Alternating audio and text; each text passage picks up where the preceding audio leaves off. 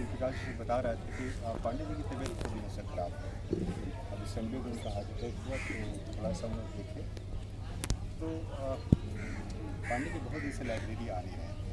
हम लोग कई बार सोचते हैं आजकल आते नहीं हैं लाइब्रेरी, कुछ वैसी ही बातें दिखाई पड़ेगी इसमें। कविता का शीर्षक है पथरीली पहाड़ियों पर उगा एक शहर जेएनयू। यह जेएनयू है, खिड़कियों और बंद दरवाज़ों का खुलता हुआ एक नया शहर। यह जेएनयू है, खिड़कियों और बंद दरवाज़ों का खुलता हुआ एक नया शहर। अरावली की पहाड़ियों पर बसा हुआ एक गर्म शहर। वह शहर जिसे बसाया था बड़े बड़े दानिशों और मनसबदारों ने। 20वीं सदी का एक उभरता हुआ शहर, साझी संस्कृति और विरासत का शहर, गांधी और नेहरू के सपनों का शहर, बौद्धिक विमर्शों का शहर, शहर जिसे सजाया गया था लाल लाल बैगनविलियों के फूलों से, गुलमोहर और अमलतास के साथ ही जामुन, इमली और पथरीली पहाड़ियों से। कहते हैं कई वसंत गए और आए इस शहर में। कहते हैं कई वसंत गए और आए इस शहर में। शरद भी आकर गुजर गया। शरद भी आकर गुजर गया। नीलगिरी ढाबे पर अमलतास के पीले फूल लहराए। पेरियार का गुलमोहर झरता रहा धीरे धीरे। बैगनविलियों ने भी कभी आलस नहीं किया। फिर यह धूल भरी आंधी आई कहाँ से? फिर यह धूल भरी आंधी आई कहाँ से? और पूर्वांचल की उतरती पहाड़ियों के बीच यह दरार कब आ गया? हैरान परेशान बाबा नागार्जुन ने एक दिन फिनसरे पूछा प्रोफेसर मैनेजर पांडे से। हैरान परेशान बाबा नागार्जुन ने एक दिन भिनसरे पूछा प्रोफेसर मैनेजर पांडे से, यह क्या हो रहा है तुम्हारे जेएनयू में मैनेजर पांडे? बाबा उनका मैनेजर कभी के मैनेजर पांडे। यह क्या हो रहा है तुम्हारे जेएनयू में मैनेजर पांडे? कहाँ हो आजकल? लाइब्रेरी में भी नहीं दिखते? सेंटर आना छोड़ दिया है क्या? कहाँ गए नामवर सिंह और मोहम्मद हसन? अब कभी केदारनाथ सिंह भी नहीं दिखते। और अशरम साहब की मजार कहाँ है रुस्तम भाई? अब बासी भात में खुदा का साझा कौन लिखेगा? क्या छपता है हंस अभी गली नंबर 2 से? कौन देखता है उसे? राजेंद्र यादव, संजीव? क्या जेएनयू के स्कॉलर्स अभी जाते हैं वहाँ, या वे अभी खेलने लगे हैं नए दरबार का खेल? अब तुम्हारा जेएनयू उजड़ रहा है मैनेजर पांडे। सूखने लगे हैं इमली और बैर के पेड़।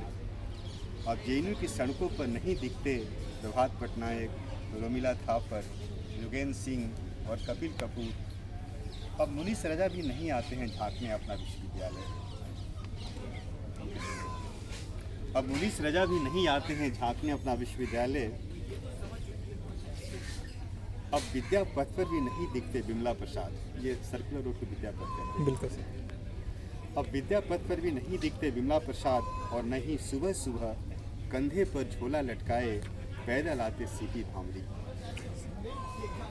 क्या सेंटर तरफ झाड़ियों के बीच से जाने वाले बचे हैं वे रास्ते, या धुआं छोटी गाड़ियों ने मिटा दिया है उन्हें, जिसे बनाया था कभी ज्ञान की दुनिया के नए राहगीरों ने? कौन निकालेगा पार्थसारथी की पहाड़ियों में आ गए नए कांटे, और खुले रंगमंच पर अब कब जमेगी ड्रामा क्लब की रंगशाला? इतने उदास क्यों हो मैनेजर पांडे? इतने उदास क्यों हो मैनेजर पांडे? मत रखना इस बार झेलम लॉन में मेरी कविताओं का पाठ। मत रखना झेलम लॉन में मेरी कविताओं का पाठ। वर्ष तो आएंगे और जाएंगे, पर जरूरी है कविता। पर जरूरी है कविता। लिखी है मैंने भी जेएनयू पर एक कविता।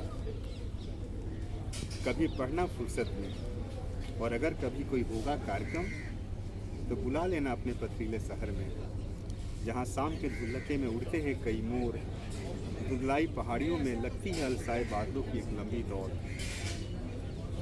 चकित है नए बाल वृंद और चकित है उनके इतराते होठ, तो यही है जेएनयू।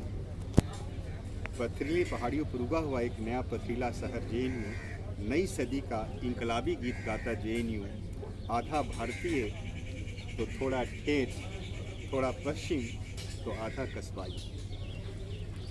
इसका तीसरा हिस्सा है, यह जेएनयू है महाराज, जेएनयू। 20वीं सदी का उभरता हुआ लोकतांत्रिक जेएनयू, भारतीय लोकतंत्र का जेएनयू, नई सदी के मायावी लोकतंत्र का दम निकालता जेएनयू, आवारा पूंजी से निकले हुए बिगड़ैल लोकतंत्र की गर्दन पर बैठा जेएनयू, सर्वहारा की छाती पर बैठे क्रूर पूंजीवाद से दो दो हाथ करता जेएनयू, कभी न खत्म होने वाली दानिशी बयार बहाता जेएनयू, इतिहास के क्रूर और भ्रामक शब्दों के खिलाफ नारे लगाता जेएनयू। कहते हैं इसकी कोख से पनपे का एक दिन, कहते हैं इसकी कोख से पनपे का एक दिन, 21वीं सदी का एक जिन, मायावी जिन, एक जादुई जिन, जिन जिसकी उंगलियों में होगी दुनिया को बदलने की कला। यह कला ही तो है मित्रों, नई सदी की एक नई कला, फुफकारती, दुत्कारती, लहराती, रॉकेट जितनी ऊंची कला, जिसका जाना तो तय है पर वापसी नहीं। क्या गरम शहर उसे फिर लौटा पाएगा किसी दिन, या जिन क्या करेगा वो?